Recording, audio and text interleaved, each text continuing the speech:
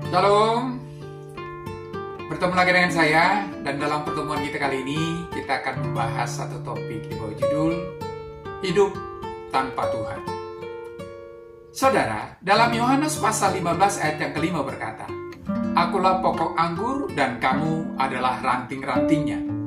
Barang siapa tinggal di dalam aku dan aku di dalam dia, ia berbuah banyak, sebab di luar aku kamu tidak dapat berbuat apa-apa."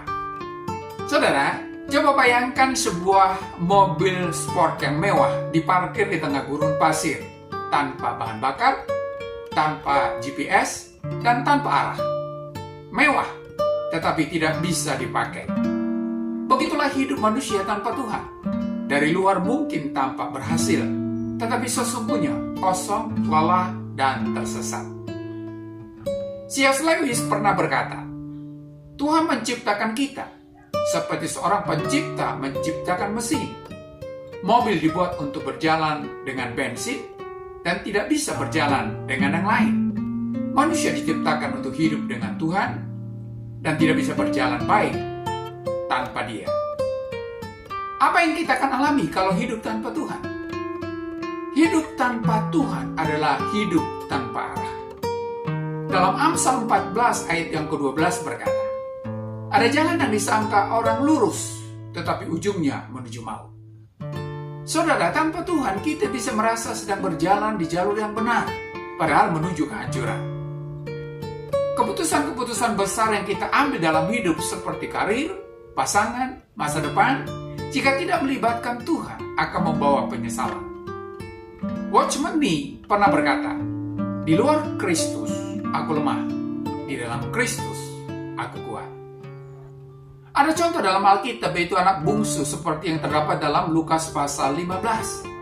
Si bungsu berpikir hidup bebas akan membawa sukacita. Tetapi ketika ia menjauh dari rumah dan dari kasih ayahnya, ia justru jatuh ke titik terendah dalam hidupnya. Kompas yang rusak tidak bisa menunjukkan arah. Tanpa Tuhan, kita kehilangan nilai dan tujuan. Hidup tanpa Tuhan adalah hidup tanpa kekuatan. Dalam Mazmur pasal 127 ayat 1 berkata, "Jikalau bukan Tuhan yang membangun rumah, sia-sialah usaha orang yang membangunnya." Saudara, manusia bisa bekerja keras, tetapi hanya Tuhan yang memberi kekuatan dan hasil yang kekal. Tanpa Tuhan, kelelahan menjadi bagian dari hidup dan semangat cepat padam. Dalam Filipi pasal 4 ayat yang ke-13 berkata, "Segala perkara dapat kutanggung di dalam Dia yang memberi kekuatan kepadaku." Hal inilah yang dialami oleh Corrie ten Boom, di mana ia pernah berkata, "Aku dapat melakukan segala perkara melalui Kristus yang memberi kekuatan kepadaku." Saudara, ada seorang anak kecil mencoba membawa ember air besar sendiri. Ia bisa menyeretnya beberapa langkah, tetapi akhirnya jatuh. Lalu ayahnya datang mengangkat ember itu dengan mudah dan berjalan bersamanya.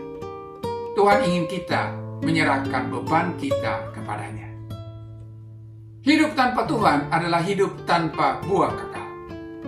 Dalam Galatia pasal 5 ayat 22-23 menunjukkan bahwa buah roh muncul dari hubungan yang hidup dengan Tuhan. Tanpa hubungan itu, kita tidak bisa menghasilkan karakter Kristus.